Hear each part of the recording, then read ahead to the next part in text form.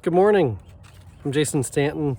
I serve as senior pastor at First Lutheran in Onalaska, Wisconsin. This is my morning musing for today, March 15th, Monday.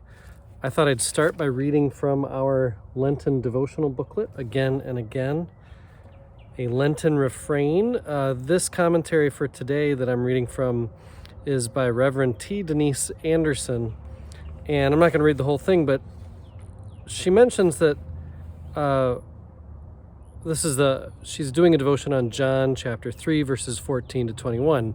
John 3:16 being one of the most famous lines from Scripture. And she says the passage is part of Jesus' discourse with Nicodemus, a religious leader who visits him at night for a conversation. Jesus speaks of being born from above, but Nicodemus is confused. Jesus breaks it down this way.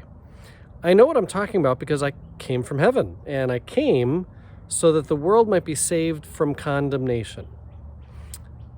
Though there are many who prefer to remain hidden because their deeds were evil.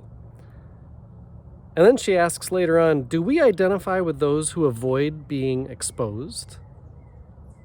Those who prefer to remain hidden? There is vulnerability in being fully seen. We risk being defined by our blemishes. I trust few people with that picture, and only because I know they love me.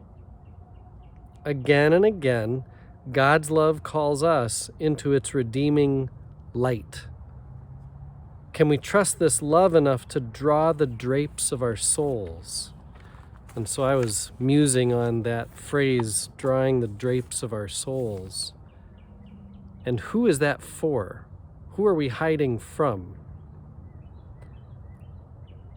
It makes me think of times in life when I've screwed up the courage to confess something embarrassing, maybe to my spouse or a sibling or a parent or a member of my church. And once I finally admit whatever it was, having that person say, "Oh, I know, yeah. I mean, I've known for a long time, but I'm glad you told me, but yeah, I've known all along." Oh, drawing the drapes of our souls that we may be redeemed in the light of God. It makes me wonder, is confession in any way something we do for God? Because God already graced us. God already claimed us. God already loves us. Confession doesn't somehow magically make us seen to God again, as though God didn't see us before, as though God didn't see what we did before. We can't hide in the first place. So keeping the drapes closed on our soul, who does that really harm? I don't think it harms God. I think confession makes us see ourselves.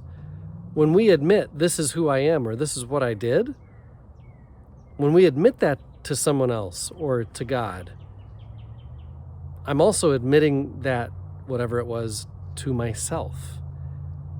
And then I see, again, how good God is for loving me anyway. Before confessing it, I feel like there's this rift between me and God. I wonder whether God really loves me. But then when I confess it and am reminded of God's forgiveness, wow, I'm reminded of how good God is. And I couldn't have been reminded of how good God was until I confessed. I can't know how great my spouse is or how great my friend is, whoever I confessed to. I can't know how great they are until I give them an opportunity to forgive me.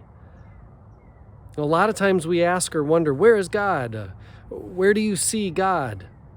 I guess one of my answers is, I see God in God's response to my confession.